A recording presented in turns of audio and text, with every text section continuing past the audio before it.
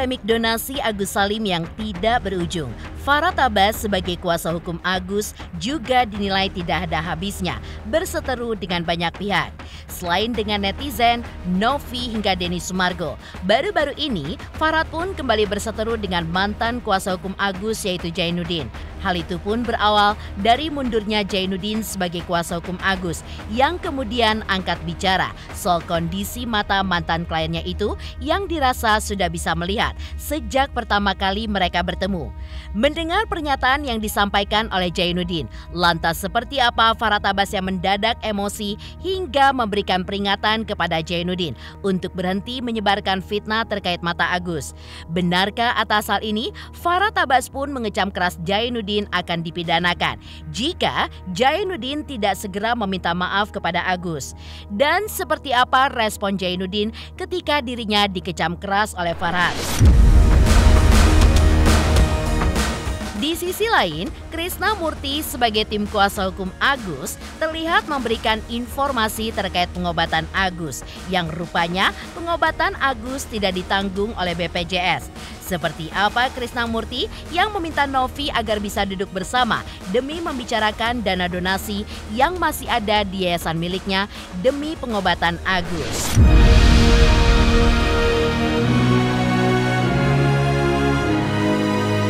Dan bagaimana pula tanggapan praktisi hukum ketika menelisik posisi Novi dalam kisru donasi Agus senilai 1,5 miliar rupiah? Benarkah Novi pun bisa terjerat pasal penggelapan dana milik Agus? Pemirsa, bersama Intens Investigasi, kami hadirkan kabar terkini, terpercaya, dan teraktual. Tetapi sebelumnya, jangan lupa untuk like, subscribe, dan juga share channel YouTube ini.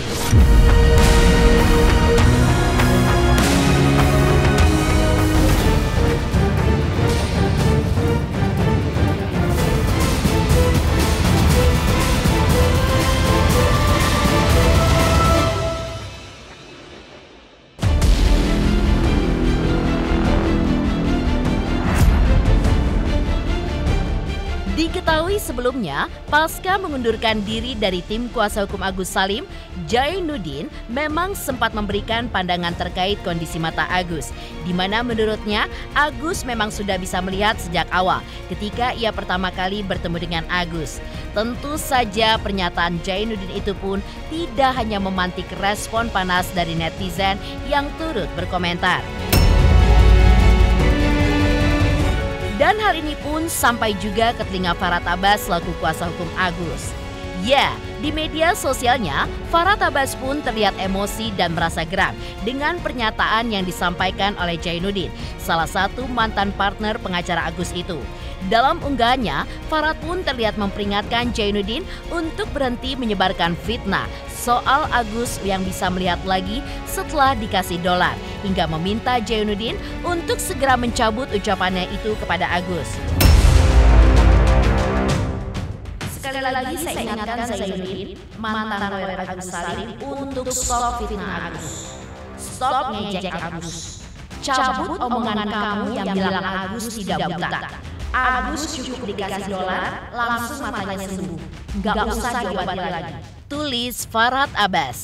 Tak hanya itu, Farhad Abbas juga mengecam keras Jainuddin akan dipidanakan jika ia tidak segera meminta maaf kepada Agus, mantan kliennya itu. Segera minta maaf atau tetap pidanakan. Segera. Farhad Abbas, pembela kaum lemah. Tegas Farhad Abbas.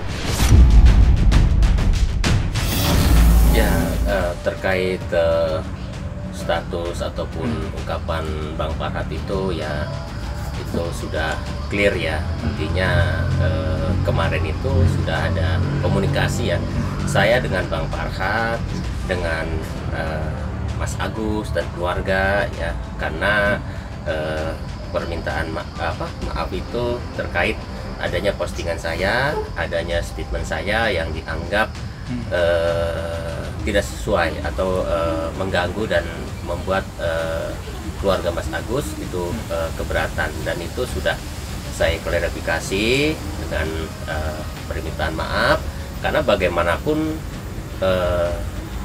kita harus legowo ya karena saya juga secara pribadi tidak bermaksud menyinggung siapapun, tapi apabila dalam konten atau postingan itu atau statement di media ternyata ada pihak-pihak yang merasa dirugikan atau tidak berkenan dengan apa yang saya ungkapkan, saya harus meminta maaf. Oleh karenanya masalah tersebut sudah kita anggap clear ya, termasuk dengan Mas Agus, dengan Bang Farhat juga ya. Jadi kita sudah meminta maaf ya terkait postingan saya itu, karena pada dasarnya ungkapan itu kan awalnya ada pertanyaan dari rekan-rekan media ya, yang mengkaitkan dengan pasti mall itu Mas Agus bisa melihat gitu, bahkan katanya bisa melihat uang, bisa melihat dolar kan. Terus ada pertanyaan dari sisi saya katakan saya menduga ya, bahwa pada saat pertemuan di awal saya menduga Mas Agus juga sudah melihat, walaupun tidak sepenuhnya, masih samar-samar. Itu yang saya katakan kan, akhirnya berujung ke sana ya. Ada pertanyaan seperti itu ya, saya bilang kan ya bisa jadi kan uang pun bisa mengobati mata orang. Ya Bang Farhat merespon baik ya bahkan beliau mengungkapkan ya kamu minta maaf aja ke Agus katanya, kalau memang Agus sudah memaafkan kamu ya kami tidak jadi soal katanya, sudah gitu. Jadi saya bertelepon juga, WA juga ke Mas Agus gitu, dan Mas Agus ya nggak ada masalah gitu. Oh ya Pak, makasih ya, ya respons. ada ya, okay. Itu dari nomor HP-nya Mas Agus.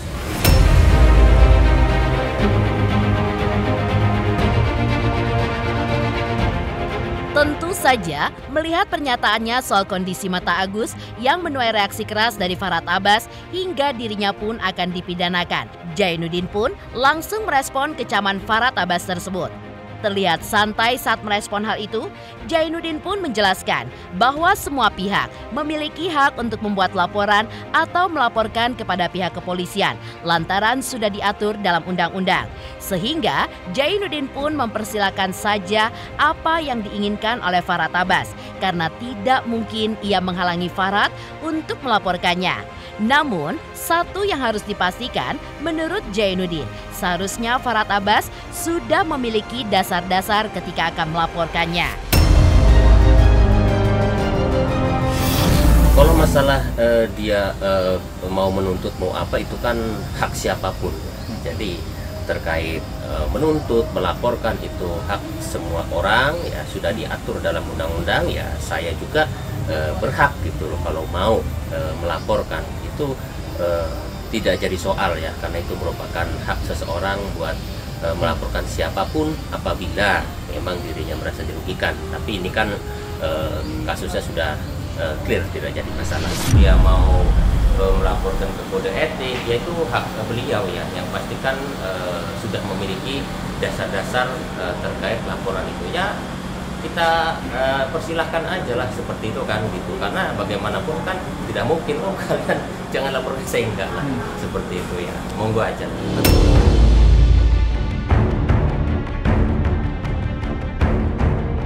Di satu sisi, Jainuddin pun juga menegaskan bahwa sejauh ini Jainuddin merasa tidak menyerang Farhat Abbas walaupun ia sudah dianggap penjahat ataupun pengkhianat oleh Farhat karena keluar dari tim kuasa hukum Agus Salim. Dalam pengakuannya di depan tim intens investigasi, Jainuddin mengaku menerima dengan senang hati dianggap oleh Farhat Abbas sebagai pengkhianat lantaran itu adalah hak Farhat untuk menilai dirinya seperti itu.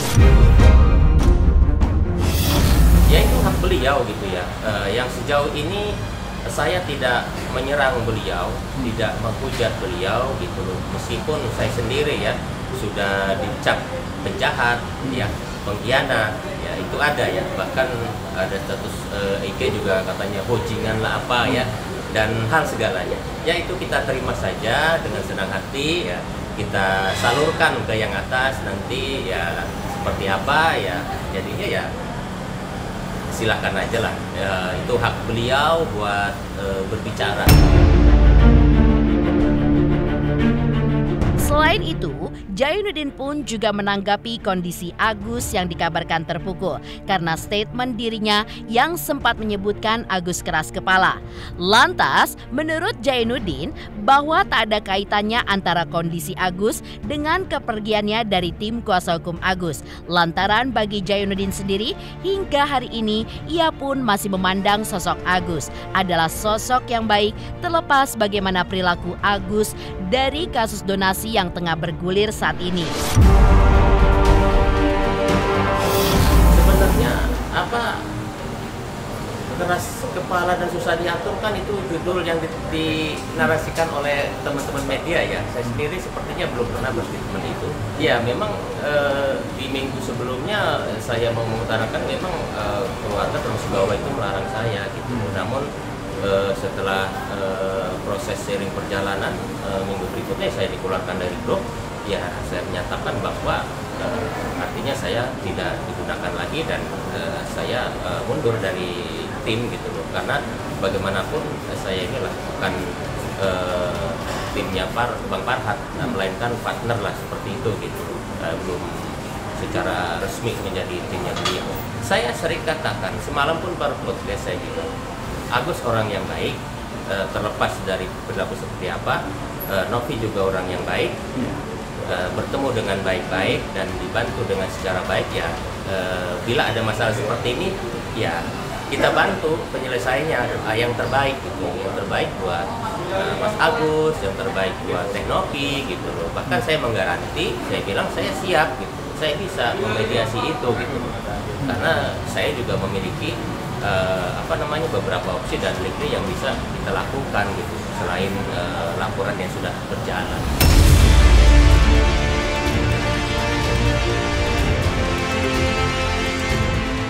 Lantas, seperti apakah Krisnamurti sebagai tim kuasa hukum Agus yang terlihat memberikan informasi terkait pengobatan Agus, yang rupanya pengobatan Agus tidak bisa ditanggung BPJS karena adanya Perpres nomor 59 tahun 2024 yang menyatakan bahwa korban penganiayaan untuk biaya pengobatannya tidak bisa ditanggung oleh BPJS.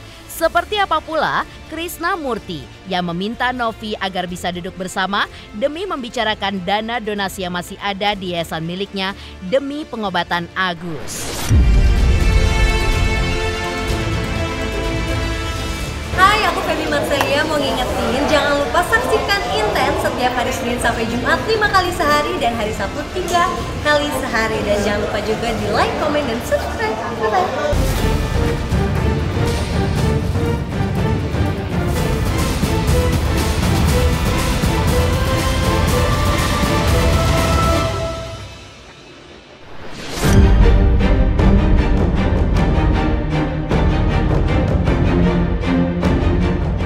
Salim kemarin juga terlihat kembali menjalani pengobatan matanya di RSCM bersama sang istri serta didampingi kedua pengacaranya Farhat Abbas dan Krisnamurti. Krisnamurti pun memberikan informasi terkait pengobatan Agus yang rupanya tak bisa ditanggung BPJS karena adanya Perpres nomor 59 tahun 2024 yang menyatakan bahwa korban penganiayaan untuk biaya pengobatannya tidak bisa ditanggung oleh BPJS.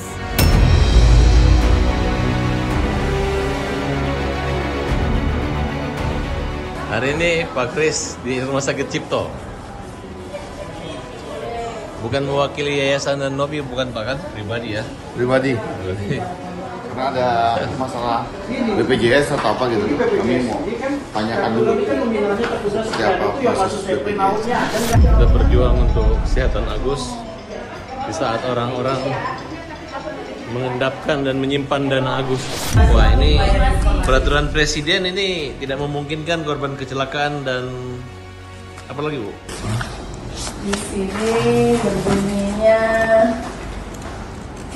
pelayanan kesehatan akibat tindak pidana penganiayaan, kekerasan seksual, korban terorisme dan tindak melalui skema pendanaan lain yang dilaksanakan kementerian atau lembaga atau pemerintah daerah sesuai dengan kebutuhan peraturan perundang-undangan. Atau mungkin diartikan mereka dikasih uang yang banyak, yang penting bayar rumah sakit. Nah, pemerintah kan. Kasihan udah jatuh tertimpa tangga harus bayar rumah sakit. Untuk case-nya Bapak Agus Salim, kami sudah clear, artinya sesuai peraturan Perpres ya, Perpres nomor 59 tahun 2024. Bahwasannya hal-hal yang tidak dijamin, yaitu tadi penganiayaan, kecelakaan, tindakan terorisme dan lain-lain itu tidak dijamin oleh JKN, oleh Jaminan Kesehatan Nasional. BPJS juga sekarang udah nggak bisa, tapi alhamdulillah pertolongan Allah ada aja, Mbak.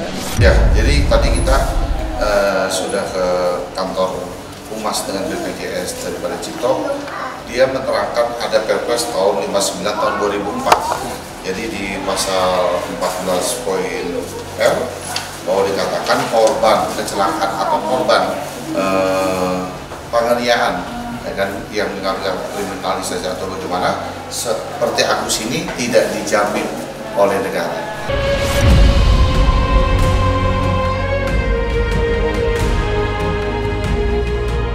Dengan kondisi tersebut, Krishna Murthy sebagai tim kuasa hukum Agus masih meminta Novi agar bisa duduk bersama demi membicarakan dana donasi yang masih ada di yayasan miliknya untuk pengobatan Agus. Jika memang nantinya ada ketidaksejalanan dari kedua belah pihak, Krishna Murthy pun juga mengungkapkan ada cara lain yang bisa ditempuh agar pengobatan Agus bisa tetap berjalan karena Krishna ingin memastikan soal kejelasan dari dana donasi Agus pada saat ini di rekening yayasan milik Novi tersebut.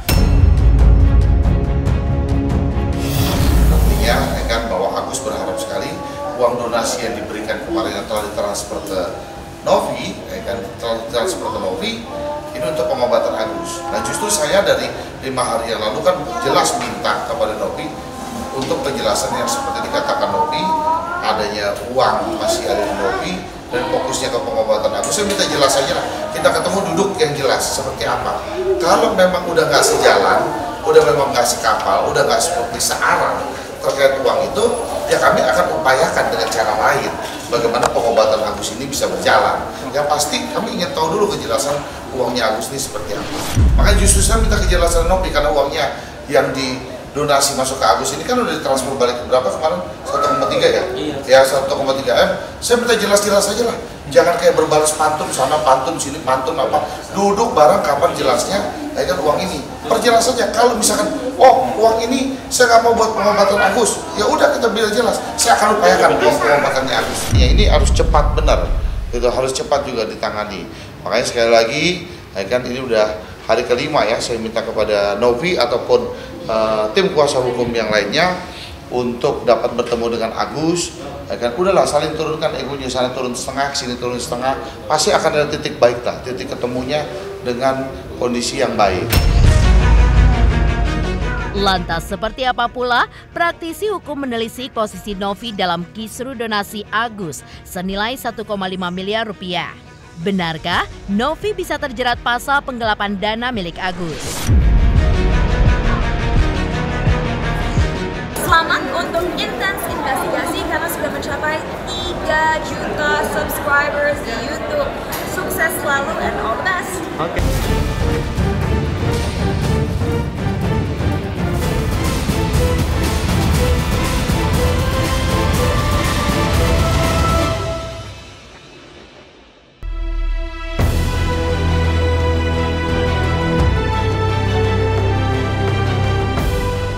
Di sisi lain, menurut praktisi hukum yang juga menyoroti kisru uang donasi milik Agus sebesar 1,5 miliar, Tamil Selvan mengungkapkan bahwa jelas sejak awal terjadinya kisru ini kesalahan ada di pihak Novi karena membiarkan menggalang dana untuk Agus tidak hanya melewati rekening yayasan saja, namun rekening Agus juga diikut sertakan di sana.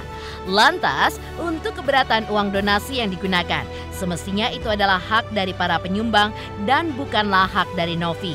Keberatan Novi hanya dibenarkan jika ada legal standing secara tertulis dari donatur bahwa dialah yang dipercayakan untuk mengatur penggunaan uang tersebut. Karena itu, langkah Novi menampung uang tersebut di yayasan miliknya yang ditransfer dari rekening Agus bisa dikategorikan sebagai praktek dugaan penggelapan dana.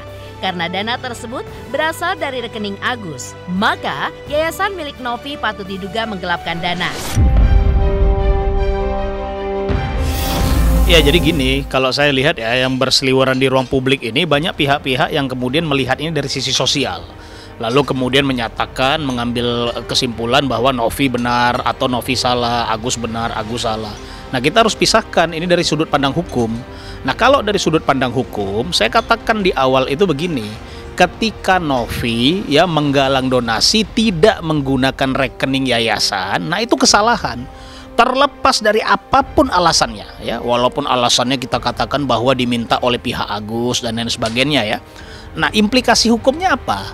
Implikasi hukumnya ketika menggunakan rekening Agus, maka Novi kehilangan hak untuk keberatan atas penggunaan uang itu. Kenapa? Bagaimana dia mau keberatan? Dia tidak tahu siapa yang transfer, dia tidak tahu berapa nominal orang yang transfer, kan begitu. Nah, lalu kemudian kalau hari ini masalah ini lalu berkembang ya. Gini, secara hukum ketika donatur atau penyumbang menyumbangkan uang itu mengirimkan ke rekening Agus, suka tidak suka uang itu adalah haknya Agus. Terlepas dari jumlahnya berapa ya. Terlepas dari jumlahnya berapa, uang itu adalah uangnya Agus.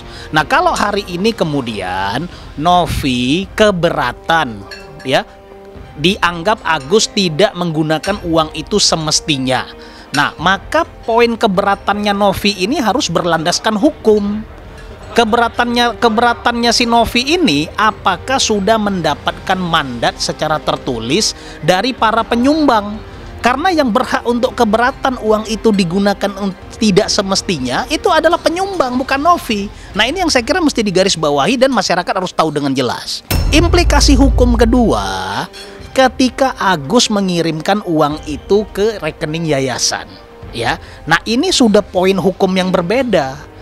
Anggaplah ketika Agus mengirimkan uang itu ke rekening Novi ini atas kesepakatan bersama gitu ya. Tapi ketika hari ini Agus itu meminta uang itu dan Novi tidak memberikan, nah ini punya implikasi hukum. Ini patut diduga terjadi penggelapan dana. Nah, dananya siapa? Ini kan menjadi pertanyaan di publik. Dananya siapa? Ya kalau dalam konteks itu dananya Agus. Kenapa? Karena uang itu berasal dari rekening Agus.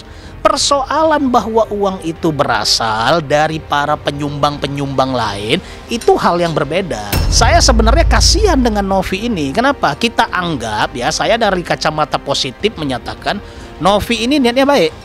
Ya, Novi ini niatnya baik untuk membantu Agus.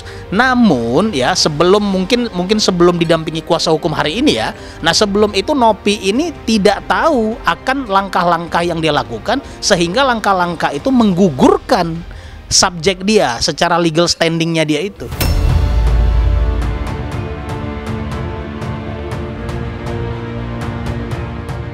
Demikian pemirsa, kabar terkini, terpercaya, dan teraktual yang kami hadirkan hari ini. Saksikan terus Intens Investigasi setiap hari Senin sampai dengan Jumat, tayang 5 kali sehari dan Sabtu tayang 3 kali sehari, yaitu pada pukul 11 siang, 12 siang, 3 sore, dan 6 sore. Tentunya hanya di YouTube channel. Dan pastikan jangan lupa untuk like, subscribe, share, dan komen channel Intens Investigasi.